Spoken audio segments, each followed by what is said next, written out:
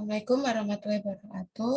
Salam sejahtera bagi kita semua. Kepada yang terhormat Ibu Apriani, SPD, MPD, selaku dosen Pendidikan Kewarganegaraan, Bapak Yohanes Wijaya, Eskom, MM, MPSI, Psikolog, selaku dosen Psikologi Klinis, dan teman-teman yang saya banggakan.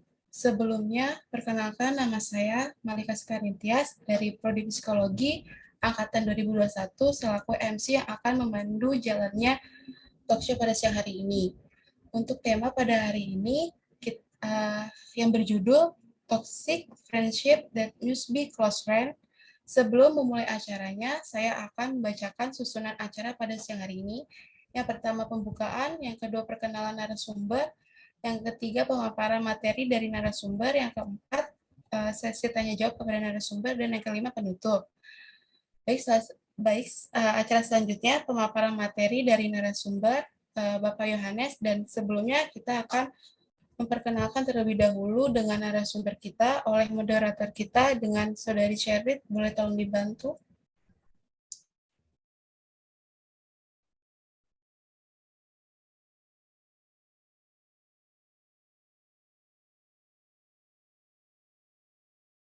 Maaf, Sherit, suaranya belum ada. Terima kasih Saudari Malika yang sudah membuka diskusi pada siang hari ini. Saya Serena Masih selaku moderator yang akan membimbing jalan diskusi kita siang hari ini. Selanjutnya sudah hadir bersama-sama dengan kita melalui daring yang terhormat Bapak Yohanes Wijaya, Eskom, MM, MPI, dosen psikologi selaku dari narasumber pada siang hari ini. Beliau adalah dosen dari mata kuliah psikologi. Beliau akan memaparkan materi bertema tentang persahabatan. Mic-nya sudah jelas, Pak? Suaranya sudah jelas, Pak? Ya, dapat didengar. Oke, baik, Pak. Sehubung semua sudah siap, diskusikan Bapak untuk memulai pemaparan ya, Pak. Ya, baik. Sebelumnya saya ingin mengucapkan terima kasih kepada semuanya karena sudah mengundang saya pada kesempatan hari ini. Saya akan pada kesempatan hari ini akan memaparkan tentang pertemanan atau yang kalian kita sebut persahabatan ya. Kita untuk mencapai persahabatan itu ada pertemanan dulu. Ya, jadi kita akan mulai dari awal. Boleh tolong dibantu share screen-nya?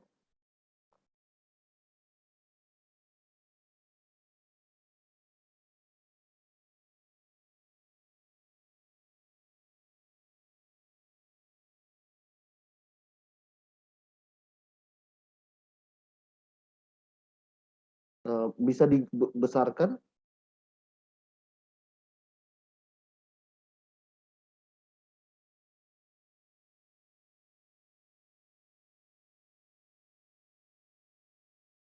Itu belum ya, baik. Nah, jadi teman-teman, pada kesempatan hari ini Bapak akan mempresentasikan atau memaparkan materi tentang pertemanan. Nah, kita tahu kalau misalnya pertemanan ini adalah hal yang sangat penting karena manusia itu tidak bisa lepas dari sosialisasi. Manusia itu pasti membutuhkan satu sama yang lain. Ketika kita lahir saja, kita nggak bisa mandiri. Kita bisanya itu hanya bergantung pada orang tua. Nah, bahkan ketika kita nanti sampai ujung hayat kita akan terus bertemu dengan orang. Jadi mau tidak mau, kita akan terus mempelajari tentang pertemanan. Jadi pertemanan adalah salah satu aspek yang sangat penting dari kehidupan manusia. Nah, terutama nih ya, di corona ini, karena kita pada masa corona ini, itu banyak sekali hambatan-hambatan yang muncul. Karena ya, mau tidak mau kita akan menurunkan interaksi kita dengan orang lain. Karena meskipun kita bisa melihat orang dengan media internet,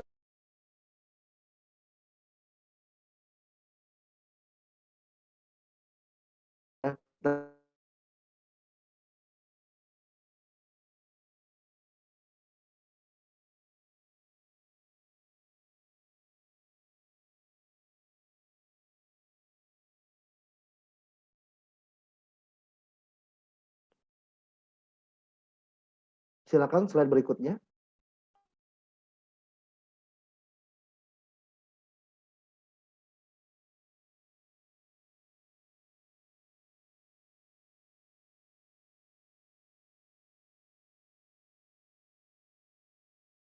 Oke. eh, diketik lagi, dikananin lagi, ketik lagi. Nah, jadi ya tadi kembali lagi, ya kembali lagi. Nah, jadi eh, tulisannya tolong dikeluarin, diketik satu kali aja. Nah, jadi gini, pertama-tama sebelum kita tahu semuanya dulu tentang pertemanan, kita harus tahu dulu pengertiannya secara umum. Nah, jadi sebenarnya eh, pertemanan itu adalah hubungan sukarela antara dua orang atau lebih. Nah, jadi ingat, dia ngomongnya adalah hubungan sukarela.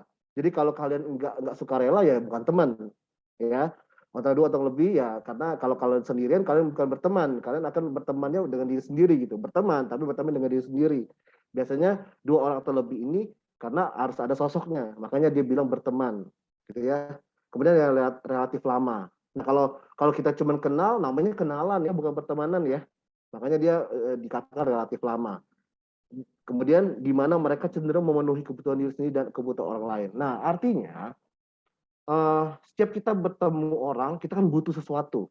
Kita tidak bisa bohong sama diri kita sendiri ngomong, kalau kita ketemu orang tuh aku nggak butuh apa-apa, aku nggak butuh kamu. Kamu cari orang karena kamu butuh. Bisa aja karena kamu butuh kehadirannya. Ya nggak sih? Masa teman nggak ini nggak ada tujuannya gitu. Kayak misalnya kalau mau bosen nih cari teman karena kamu butuh, kamu egois gitu. Jadi manusia tuh egois. Manusia dia cari teman gimana. Nah, terus kalau temannya juga, gue juga bosen nih. Nah, baru bisa pergi jalan bareng. Berarti dia juga memenuhi kebutuhannya sendiri. Makanya bisa jadi kalian bisa jalan bareng ketika kalian mau mulai pertemanan itu karena kalian ada tujuan dari masing-masing. Next, silakan. Nah, kenapa orang bisa mencari teman? Kita lihat alasannya, tolong diketik lagi. Nah, dari penelitian dari Friends sendiri mengatakan kalau ditanya nih, apa sih yang membuat orang tuh bahagia, gembira, atau kehidupan bermakna? Kebanyakan orang memprioritaskan itu pertemanan. Jadi di samping kayak di samping relationship dan sebagainya, tapi pertemanan itu juga merupakan salah satu prioritas mereka. Oke, next silakan.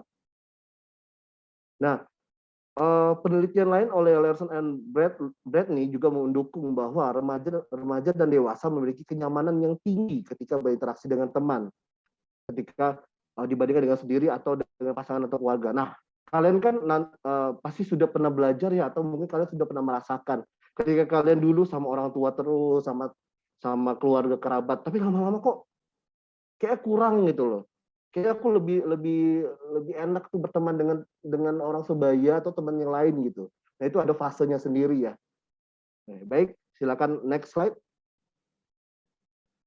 Silakan di ini diketik lagi. Nah, jadi salah satu faktor kenapa orang tuh bisa dekat, bisa berteman adalah tempat tinggal. Biasanya tempat tinggal itu kan ada budaya-budaya tertentu. Jadi kalau misalnya dia budayanya tuh individualis atau yang dia tuh nggak terlalu dekat lah dengan tetangga-tetangga. Ada juga yang kolektivistik, yang dekat banget dengan tetangga tuh bisa mempengaruhi pertemanan kalian. Next. Kemudian kesediaan transportasi. Nah, gini, ketika kalian mau ketemu teman, nggak ada transportasinya, gimana kalian mau ketemu? Jadi susah. Jadi transportasi itu juga salah satu faktornya. Silakan next. Pekerjaan. Nah, ketika kita pekerjaan, kita pasti ketemu dengan kolega-kolega. Meskipun kita merasa, aduh, di tempat kerja ini banyak saingan ya gitu ya. Tapi kolega-kolega itu ya itu yang kamu akan lihat terus. Jadi mau nggak mau itu bisa jadi pertemanan kalian. Next, silakan. Jarak. Nah ini makanya sekarang kalau pertemanan itu bisa putus gara-gara jarak. Karena salah satu faktornya adalah jarak. Silakan next. Familiar, sudah pernah bertemu. Nah misalnya nih, kalian tuh waktu ospek pernah lihat orang itu, pernah ngobrol kalian. Itu kalian memiliki potensi untuk bisa jadi teman. Kalau misalnya enggak, siapa lo gitu kan, zaman-zaman sekarang dia, zaman-zaman anak sekarang, siapa kamu gitu. Seperti itu ya. Oke, silakan next. Nah, memiliki hubungan darah, kesamaan dan status. Nah, ini gini kita nggak bisa memungkiri ya. Kalau misalnya kadang-kadang tuh kita lebih pengen lebih dekat sama saudara yang memiliki hubungan darah, itu lebih dekat. Nah, terus kita bisa bersama-sama, bisa melakukan aktivitas bareng itu kita memiliki persamaan. Nah, kadang-kadang kalau kita bilang status ini agak sensitif ya, tapi itu kadang-kadang benar. Kadang-kadang ketika orang merasa status ekonominya itu tuh setara dengan mereka, itu mereka lebih bisa berteman, gitu ya. Next, silakan. Lagi, silakan. Nah, frekuensi interaksi. Ketika kalian berteman, kalau kalian jarang ngobrol, jarang ketemu, jarang interaksi, itu kalian merasa kedekatannya kurang, benar nggak? Nah, karena seperti itu, itulah jadi salah satu faktor kenapa itu jadi susah untuk berteman. Silakan next. Kesediaan untuk berteman. Nah ini, pada saat itu saya lagi males, saya lagi nggak mood. Saya lagi pengen sendiri, tiba-tiba ada teman aja yang mau datang. Nggak bisa. Jadi tidak bisa terjadi. Karena kamu tidak bersedia untuk memiliki teman pada saat itu. Itu bisa mengurangi potensi kalian untuk menjadi mendapatkan teman. Silakan next. Berikutnya. Back lagi kembali. Nah, jadi ini yang penting nih. Yang ini adalah individu. Ketika kalian melihat karakter individu yang menarik menurut kalian, itu kalian lebih cepat untuk dekat. Dan setiap karakter tuh beda-beda. Kalau misalnya kamu merasa, karakternya kok kayak gini banget gitu loh. Kalian malah, istilahnya itu malah menggibah ya istilahnya ya. Malah ngatain, karena kalian tidak suka dengan karakter itu. Nah, tetapi ketika kalian suka dengan karakter itu, kalian bisa aja kayak mengcopy, kalian ingin melihat, atau kalian, enak ya kayaknya sama-sama dia terus. Nah, itu adalah salah satu kenapa bisa berteman. Silakan next.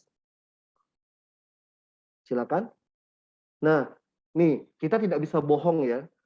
Namanya pertemanan, pacaran atau itu dari attractiveness.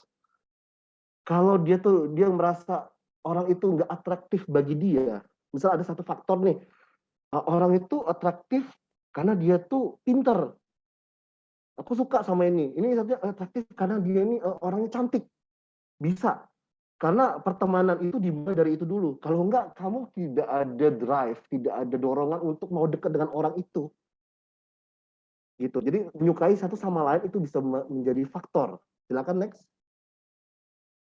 Saling membuka diri sehingga meningkatkan rasa kedekatan. Nah, membuka diri ini adalah ketika kalian merasa bisa percaya dengan orang. Kalau kalian merasa percaya dengan orang, kalian kan mau buka nih. Wah, ada cerita yang memang saya tidak bisa cerita ke orang lain, tapi kalian ingin cerita dengan dia. Kayaknya orangnya bisa nih dipercaya gitu. Itu bisa menjadi salah satu faktor untuk pertemanan juga. Silakan next. Bersenang-senang bersama. Nah, ini kadang-kadang agak klise juga ya. Kadang-kadang kita merasa ya namanya kalau misalnya pertemanan ya senang-senang aja gitu loh. Tapi sedih-sedihnya gimana gitu. Nah, tapi sebelum kita sampai ke sedih-sedih, biasa kita bersenang-senang dulu sama orang itu. Wah, kayaknya temenan sama kamu nih fun dulu gitu loh. Enak gitu berteman sama kamu. Baru bisa jadi teman dulu. Nggak bisa tiba-tiba langsung sedih dulu tuh nggak bisa. Jadi awalnya pasti senang-senang dulu. Silakan next. Memiliki satu kemiripan satu sama lain. Nah ya ini mau nggak mau ya kadang-kadang lebih mirip itu mungkin bisa jadi gender, bisa sesama cewek karena lebih bisa mengerti, bisa sama perempuan, atau malah memiliki kesibukan yang sama gitu. Silakan next. Nah, teman yang baik itu kayak gimana sih? Coba kita buka satu-satu. Silakan. Nah, dapat dipercaya. Kalau misalnya teman itu nggak dapat dipercaya, itu susah kita mau dekat. Karena kita jadi membatasi diri kita. Silakan, lanjut. Dapat memberikan saran yang solid. Nah, kadang-kadang kita tuh kan butuh orang. Kalau sarannya itu tuh nggak solid, atau sarannya tuh kayak memang nggak membantu sama sekali, kadang-kadang kita mau nanyain sesuatu lagi tuh males. Jadi teman yang baik itu kadang-kadang ya dia meskipun dia tidak bisa bantu secara semuanya, dia tidak bisa memberikan solusi itu, tapi dia bisa memberikan saran yang solid. Setidaknya dia bisa memberikan kata-kata positif. Nah, itu biasanya yang dibutuhkan. Silakan next. Memegang kepercayaan. Nah, ketika coba kalian pikir nih, memang sekarang susah, makanya orang lebih milih untuk bercerita dengan profesional karena tingkat kepercayaan lebih tinggi. Karena dia tidak akan menyebarkan ke orang-orang lain. Tapi kadang-kadang ya kita sebagai teman ya pengen juga, kita ingin juga untuk, wah kalau teman ini bisa jaga rahasia nih gitu. Nah kebanyakan yang seperti itu, kalau dia bisa jaga rahasia itu juga jadi salah satu teman yang baik. Bahkan ada orang yang saking dekatnya dengan psikolognya karena dia bisa jaga itu, jadi dekat jadi dia merasa dekat. Ada namanya kedekatan karena dia bisa dipegang kepercayaannya. Next, silakan. Kemudian memberikan dampak positif dan bertindak secara wajar dari aspek kehidupan. Nah, memberikan dampak positif itu yang tadi. Jadi bukan malah menjatuhkan kita, tapi dia akan memberikan dampak positif. Itu banyak sekali, itu mungkin nanti kita akan dijelaskan kalau waktunya masih banyak ya. Kemudian bertindak secara wajar. Nah, kadang bertindak secara wajar itu adalah kita tuh tidak boleh terlalu ikut campur. Kadang tuh kita merasa, kamu kan teman saya gitu, jadi saya harus ini. Ada suatu hal yang tidak bisa dicampurkan.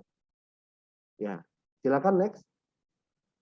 Menunjukkan pengertian. Nah, menunjukkan pengertian ini tidak perlu, kadang-kadang orang, saya tidak perlu kamu kasih solusi, yang penting kamu ngerti aja yang saya rasakan itu seperti apa. Itu merupakan salah satu jadi teman. Silakan next. Dapat menerima kita. Nah, kadang-kadang kalau kita menceritakan sesuatu nih, banyak orang yang di depannya aja dia oke, saya terima, tapi dia akan ngejudge kamu dari belakang. Biasanya orang yang baik atau teman yang baik itu berusaha tidak akan menjudge kita, dia akan menerima kita. Seperti itu. Silakan next. Toleransi. Toleransi ini bisa banyak sekali, bisa karena dari agama, karena ras, karena gender dan sebagainya. Nah, kadang-kadang kita merasa, kamu tuh perempuan, kamu nggak ngerti gitu. Itu agak kurang toleransi. Nah, biasanya orang yang bisa toleransi itu bisa menjadi teman yang baik. Silakan next. Saling menghargai satu sama lain. Nah, ini mungkin tidak perlu dijelaskan secara detail ya, karena setiap orang pasti membutuhkan satu sama lain gitu. Kalau tidak bisa saling menghargai, untuk apa menjadi suatu pertemanan? Next. Kesetiaan dan kita. Nah, kebanyakan kita lihat ya, umur persahabatan tuh berbeda-beda.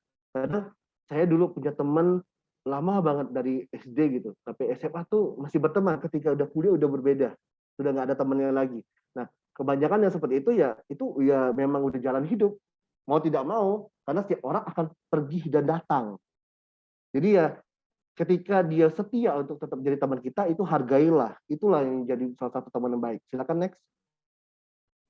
Komitmen. Nah, ingat pacaran, pertemanan bukan seperti halnya pacaran, itu perlu komitmen juga. Nggak ada komitmen, tidak ada komitmen itu tidak bisa dibilang itu pertemanan. Nah, kadang-kadang kalau orang yang nggak mau jaga pertemanan itu, ya udah akan ketemu lagi kita. Nggak akan biasanya tuh komitmen tuh misalnya nih ketemu berapa kali bisa, atau aku mau datang ke tempat kamu nih gitu. Gimana, boleh nggak? Nah, itu biasanya mengikat lagi tuh, membuat komitmen lagi secara tidak sadar. Next, silakan. Nah, kenapa berteman itu penting? Jadi sebenarnya kalau berteman itu tuh bisa meningkatkan penyelesaian diri kita. Nah, misalnya nih, ketika kita di sekolah, pasti teman-teman pernah di sekolah, di kuliah, kita nggak ada teman, waduh, kita merasa kayak susah banget untuk bersosialisasi, kita menyesuaikan diri dengan mata pelajaran jadi susah, nggak bisa berkonsentrasi. Dan ketika kita pengen ada bahan untuk belajar aja, kita nggak tahu gitu. Karena kita nggak ada teman. Nah, jadi pertemanan itu mau tidak mau, sepanjang hidup kita tuh penting. Nah, kemudian gini, ketika kita dari kecil sampai besar, itu tuh pertumbuhan dan kebutuhan untuk bersosialisasi kita tuh berbeda-beda. Itu harus dipenuhi. Kalau tidak dipenuhi, kita akan kesepian terus. Makanya kadang-kadang kalau teman-teman lihat ada teman yang, kok aku merasa kesepian ya? Ya karena semua sosialisasinya itu tidak terpenuhi. Oke, silakan next. Nah, ini penting ya, teman-teman ya. Jadi kalian tuh pernah lihat namanya satu grup tertentu itu tuh melakukan suatu kejahatan. Nah, kalau misalnya atau kayak kenakalan remaja atau kriminalitas gitu. Nah, itu biasanya tuh terjadi karena ada suatu istilahnya tuh ya, istilah jahatnya tuh ya biang keroknya. Intinya tuh dia tuh yang melakukan suatu perilaku kriminal, tapi jadinya tuh satu grup tuh ikut. Karena kadang-kadang kita kalau kita nggak ikut-ikutan, misalnya dia pengen bully orang nih, kita tahu bully itu jelek. Mungkin secara moral kita tahu, tapi karena kita takut kita tidak bisa ditemani, kita tidak memiliki teman, kita tidak memiliki circle lagi, kita akan mengikuti hal tersebut, kita ikut bully orang. Nah, hal tersebut kan membuat kamu tuh menjadi perilaku kamu tuh menjadi tidak bagus gitu. Nah, ini yang harus dihindari dari pertemanan juga. Jadi kita harus bisa bagus untuk memilih teman yang mana untuk sesuai dengan kita. Ya, silakan lanjut. Oke, jadi demikianlah pemaparan dari Bapak. Semoga dapat dipahami ya. Untuk selanjutnya Bapak akan serahkan ke moderator. Terima kasih Pak atas paparan yang sudah sampaikan saat ini. Dipersilahkan peserta untuk melakukan tanya jawab pada narasumber. Saya dulu deh Pak yang nanya ya Pak ya. Oh ya boleh dong. Pak, saya mau tanya nih, bagaimana cara mengetahui kalau dia itu sahabat sejati kita, bagaimana tuh Pak? Oh ya, sahabat sejati ya. Nah, Ya. coba kita lihat dulu deh dari PPT Bapak dulu ya. Boleh silakan di-share PPT Bapak.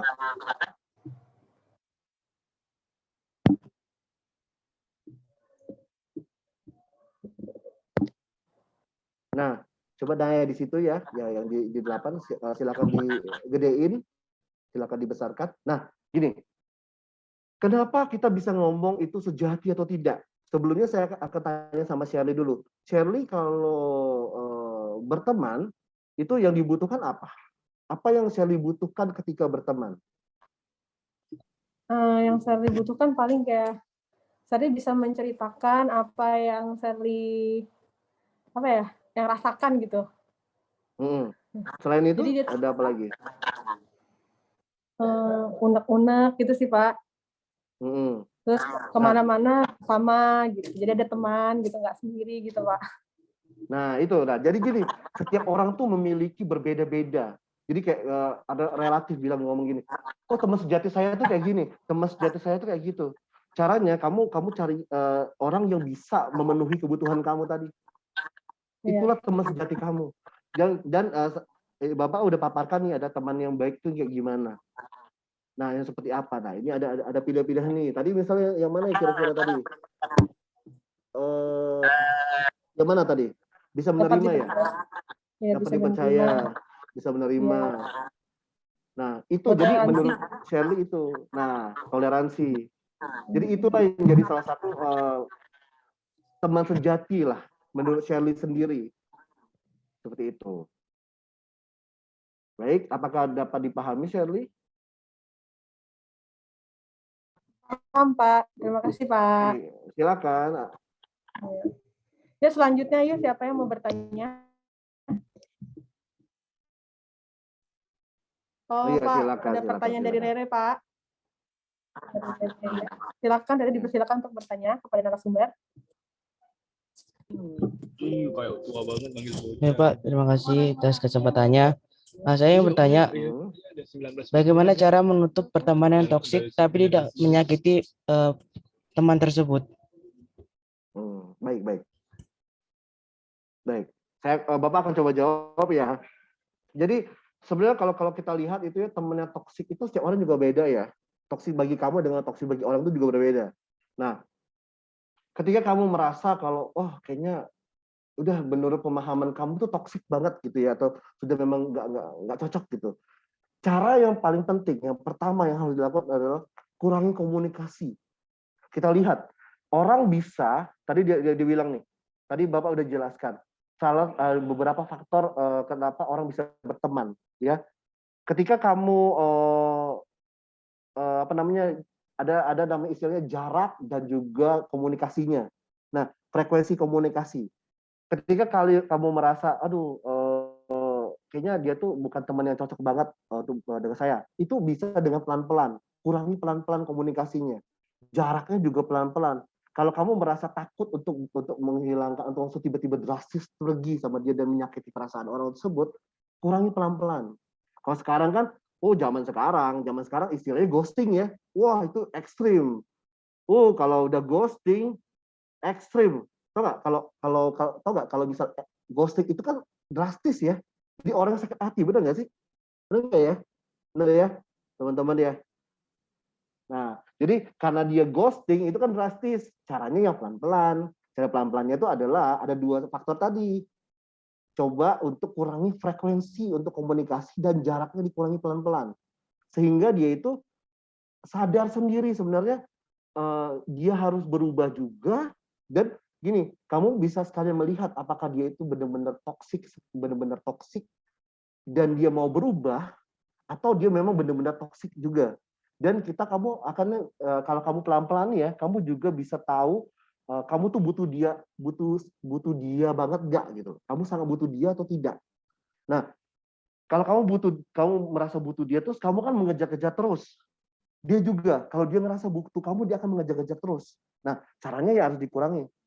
Kalau kita udah dibiasakan untuk mengurangi, kamu dan dia akan terbiasa untuk tidak selalu berkomunikasi.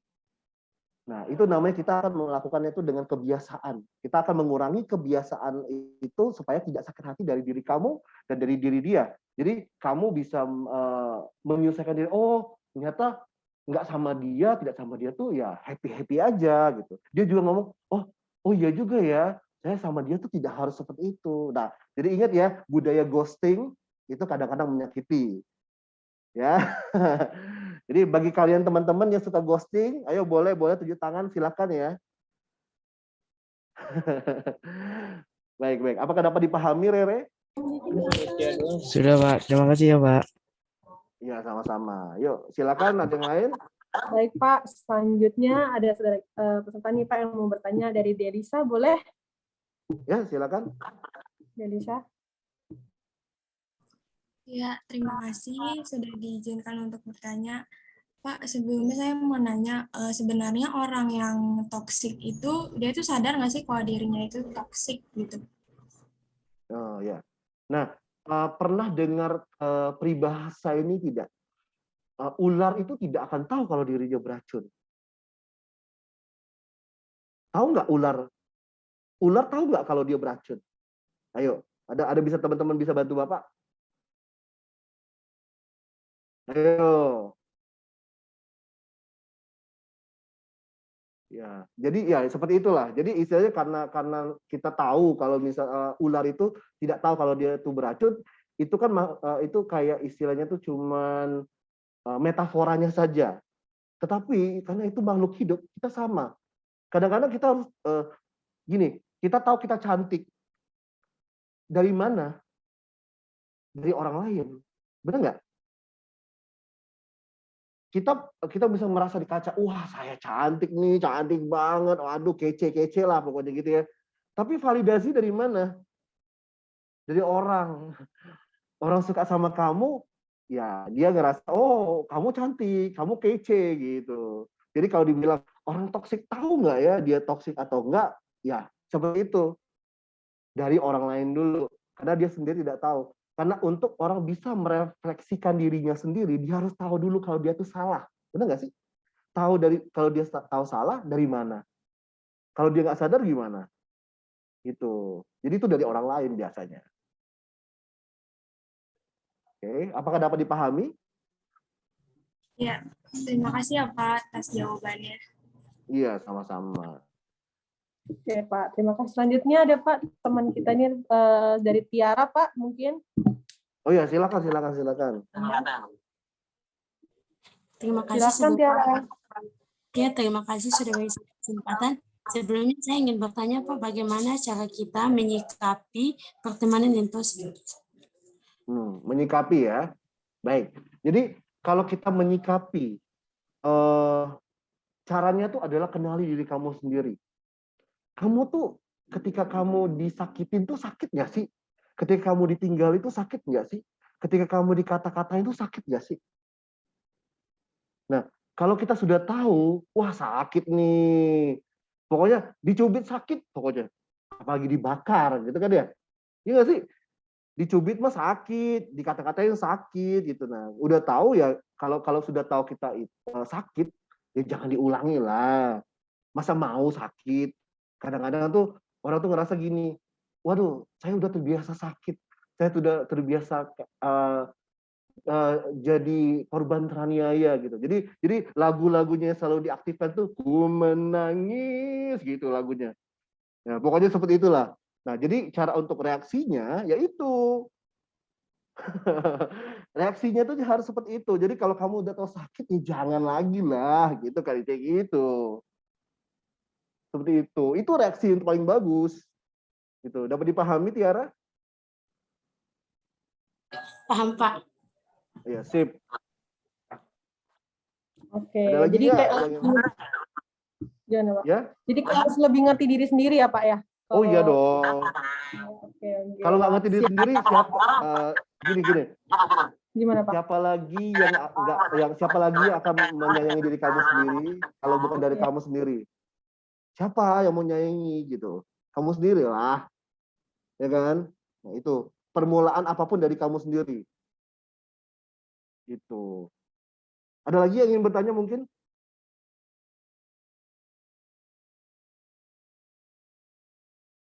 Silakan. Ya, ini Pak, ada kawan kita terakhir kali nih ya Pak ya. Yang terakhir nih ya Pak.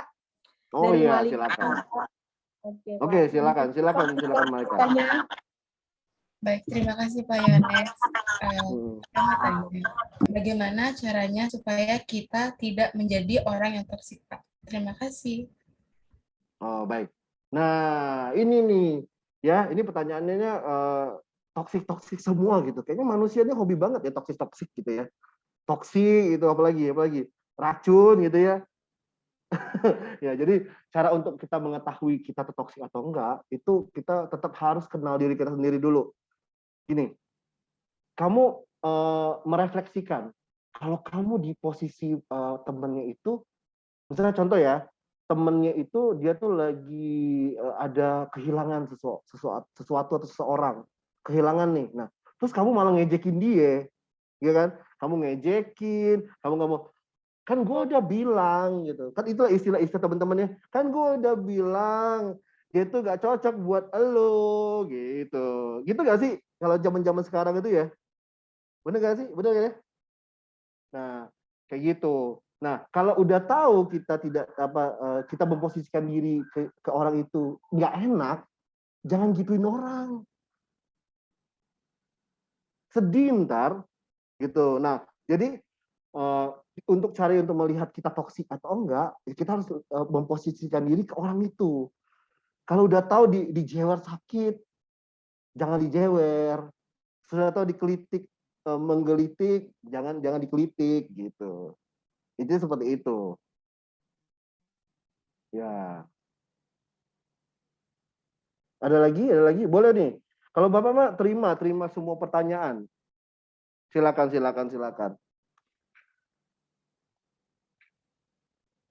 Apa dapat dipahami, Malika? Paham, Pak. Ya. Pak, saya mau nanya lagi, Pak. Ya, silakan. Misalnya kita udah tahu orang ini toksik, tapi kita lebih baik untuk tetap berteman, tapi tidak terlalu dekat atau langsung aja menjauh gitu. Karena kita udah tahu dia toksik kan, takutnya gimana-gimana. Jadi kita tetap berteman atau jaga hubungan gitu. Nah, jadi gini, seberapa toksik sih dia ke kamu? Gini, kalau kamu udah merasa itu mengganggu kamu, self esteem kamu atau kayak harga diri kamu tuh terinjak-injak, kamu merasa kayak saya bukan diperlakukan sebagai manusia, ya jangan. Gitu. Jadi kalau kamu takut untuk tinggalkan secara drastis, ya caranya pelan-pelan nggak apa-apa. Tetapi kalau kamu merasa dia itu, kalau kehadiran dia malah membuat kamu menjadi lebih hancur. Contoh ya, maaf ya, secara tidak sengaja misalnya kamu tuh tahu kalau merokok tuh tidak bagus misalnya. Kamu tahu merokok tuh tidak bagus gitu. Tapi dia memaksa kamu merokok terus.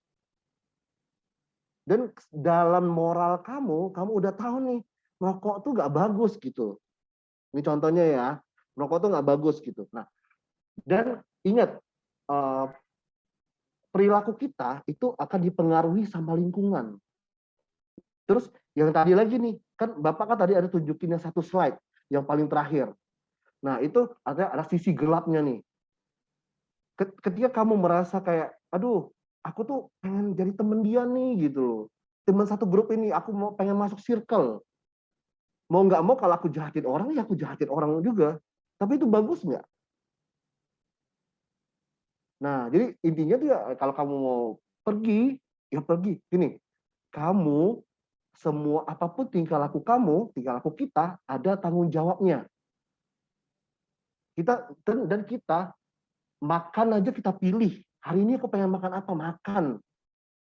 Besok makan apa ya gitu. Terus apalagi teman sama pacar, apa pasangan hidup. Masa kamu nggak mau milih?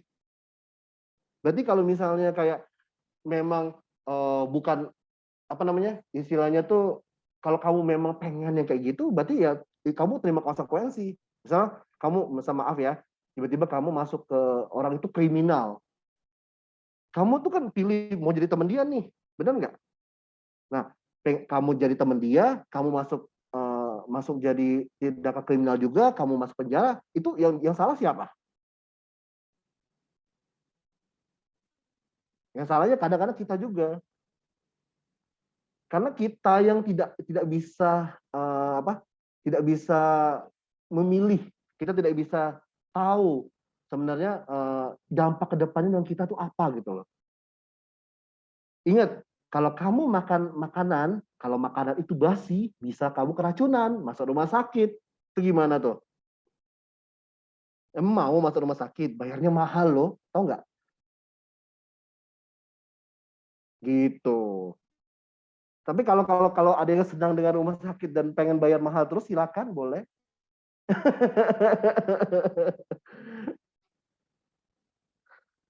Ayo, ada lagi yang ingin bertanya? Apakah dapat dipahami? Ya, berarti kita tetap menjalin pertemanan, tapi kita tetap hati-hati aja sama orang kayak gitu ya, Pak, intinya. Tidak juga. Kalau kamu merasa itu sangat menghancurkan kamu, pergi. Itu adalah tindakan terlalu bagus. Kan sudah tahu. Tapi ya tetapnya ujung-ujung tetap itu pilihan kamu ya. Kalau misalnya kamu merasa, waduh disakiti tuh enak gitu loh. Jadi kayak aku tuh kayak jadi pemeran utama Korea gitu. Mungkin kan kamu pengen kayak masuk kayak film, masuk jadi film-film, jadi pemeran utama yang disakiti kayak Cinta Fitri dan lain sebagainya gitu, ya boleh. Ya, boleh kalau kayak gitu. Itu semuanya pilihan. Ya, silakan.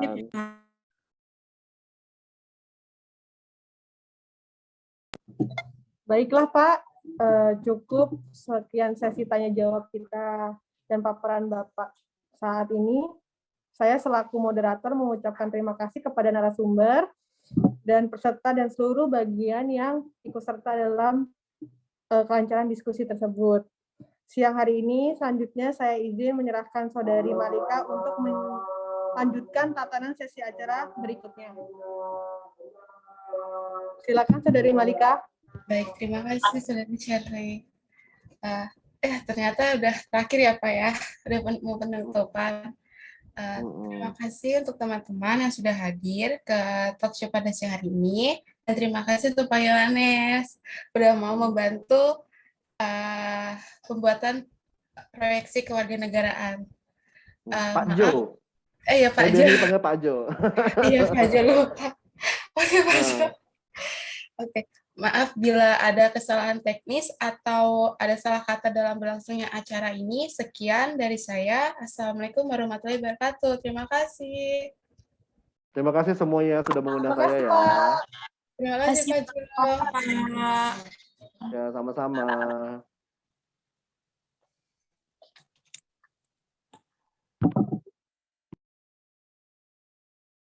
Udah ini gimana nih? Berarti udah selesai ya?